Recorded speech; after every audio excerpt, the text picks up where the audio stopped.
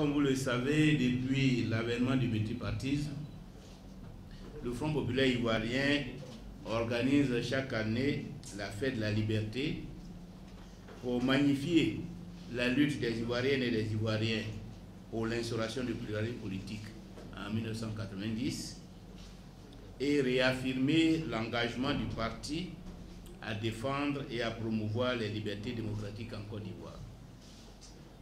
Cette année, après un intermède de 2 ans, le FPI a décidé de renouer avec cette tradition et a porté son choix sur la commune de Yopougon pour y célébrer la traditionnelle fête de la liberté.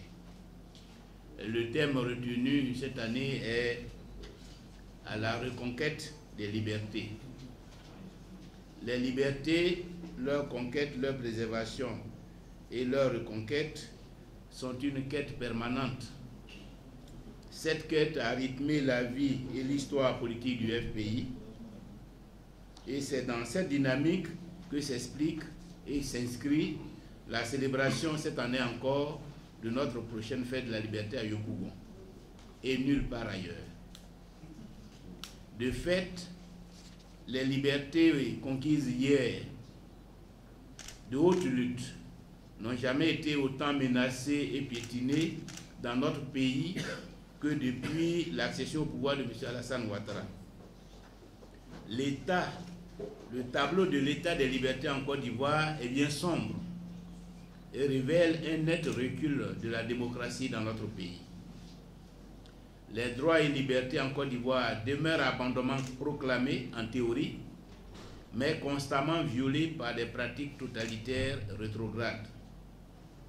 Comme vous le savez, et nous le disons pratiquement depuis 7 ans, des centaines de prisonniers politiques de la crise post-électorale disséminés sur le territoire national sont victimes d'une détention abusive qui se prolonge indéfiniment en violation de la présomption d'innocence pourtant consacrée par notre loi fondamentale. C'est le lieu de saluer le travail et d'adresser nos sincères remerciements à plusieurs organisations qui travaillent pour améliorer le sort des détenus.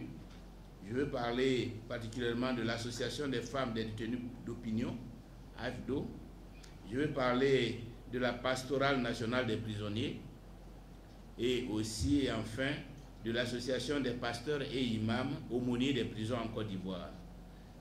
Ce sont des organisations qui, discrètement, sont aux côtés des prisonniers politiques, font les efforts pour que les conditions de détention s'améliorent et que ces prisonniers n'aient pas le sentiment d'avoir été abandonnés par tous.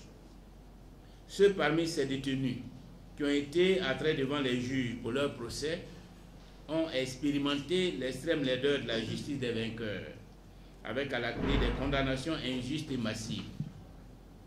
Nombreux sont nos compatriotes qui demeurent contraints à l'exil, dans des conditions dégradantes et inhumaines.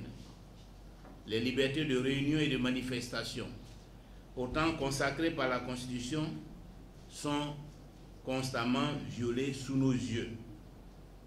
À bien y voir, le rêve de M. Alassane Ouattara est de replonger notre pays dans les abysses du parti unique. Pour réaliser ce rêve fou, il entretient savamment et méthodiquement la fracture sociale qu'il a contribué à créer depuis son élection dans la scène politique ivoirienne. C'est donc sans surprise qu'il affiche son aversion à toute idée de réconciliation et de concorde nationale. Le chef de l'État reste insensible aux nombreux et récurrents appels à la réconciliation nationale lancés par des chefs d'État étrangers, des chefs traditionnels ou coutumiers, des chefs religieux, des membres de la société civile, des leaders politiques, des institutions internationales et nationales, des corps constitués de l'État ivoirien.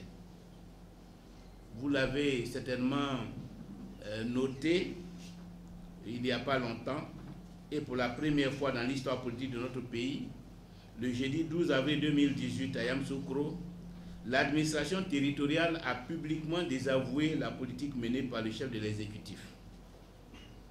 Le corps préfectoral a insisté sur l'urgence de la réconciliation nationale et demander publiquement la libération des prisonniers politiques, civils et militaires, le dégel des comptes des cadres de l'opposition, le retour sécurisé des exilés et la prise d'une loi d'amnistie pour tourner la page de la crise post-électorale. Cette position, comme vous le savez, est celle que le Front populaire ivoirien a toujours défendue, allant même jusqu'à proposer un mode opératoire de cette réconciliation à travers les États généraux de la République. Le FPI salue donc cette convergence de vues, ainsi que le sens élevé de l'État, des membres du corps préfectoral, qui ont su se montrer à la hauteur des préoccupations de la grande majorité de nos compatriotes qui aspirent à la paix et à la démocratie. Le chef de l'État semble le seul à ne pas comprendre la nécessité de réconcilier les Ivoiriens. Sa seule préoccupation est de régner en maître absolu, sans contre-pouvoir, sans opposition et évidemment sans opposants. La seule option ou alternative qu'il accorde à ses opposants et à tous ceux qui s'insurgent contre ses velléités hégémoniques et dictatoriales, c'est la prison ou la répression. Dans sa volonté d'exclure l'opposition du jeu républicain et des institutions étatiques, le chef de l'État n'hésite pas à violer la Constitution et les lois de la République.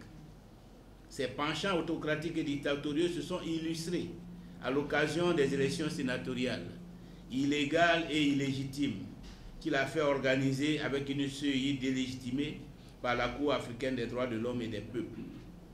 Le chef de l'État piétine sa propre constitution, taillée à sa mesure,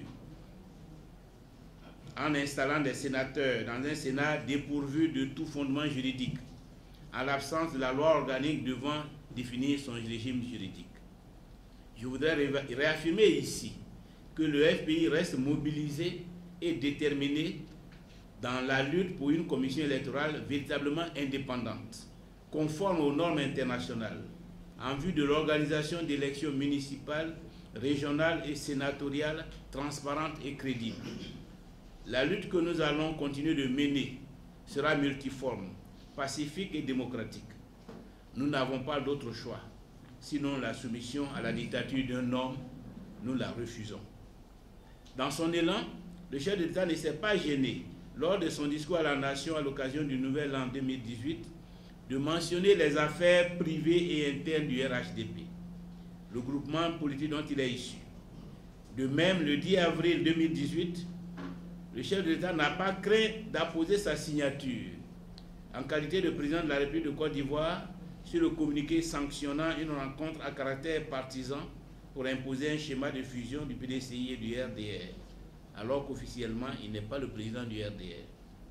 Comment peut-il incarner l'unité nationale au sens de l'article 54 de la Constitution lorsque ses pensées et ses actes sont toujours inscrits dans une logique partisane et clanique? Le Front populaire ivoirien a été créé pour permettre aux Ivoiriens de s'épanouir dans la liberté et dans la prospérité. Hier, nous nous sommes dressés contre le parti unique et ses pratiques liberticides.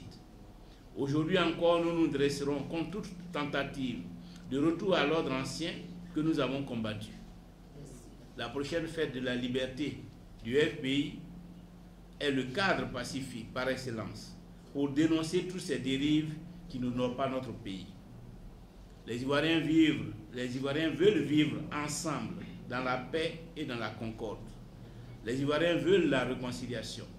Les Ivoiriens veulent la démocratie. La politique de rattrapage ethnique, la justice des vainqueurs, la tentative de réinstauration du parti unique sont des voies anachroniques, rétrogrades et sans issue. Il n'y a pas d'alternative à la démocratie. J'invite donc tous les Ivoiriens et tous les démocrates à la fête de la liberté qui aura lieu à Yopougon. Pour les militantes et militants du FPI, Yopougon 2018 doit être la fête de la mobilisation pour la reconquête des libertés et pour l'alternance en 2020. C'est pourquoi leur présence massive, nous avons fixé l'objectif de 20 000 participants. Cette présence massive est attendue afin de faire de la démonstration que le FPI est en marche pour la reconquête du pouvoir d'État. Initialement prévue le 5 mai 2018, la fête de la liberté aura lieu finalement le samedi 12 mai 2018, afin de permettre à tous nos militants de participer à l'hommage national que la Côte d'Ivoire rendra le 5 mai 2018 à Feu Désir Champion, ce grand chanteur zouglou qui a contribué à sa façon à éveiller les consciences et à promouvoir les idéaux de travail, de civisme et de paix. Je saisis cette occasion pour adresser au nom du Front populaire ivoirien, à sa famille et à tous les mélomanes ivoiriens nos condoléances les plus attristées. Merci.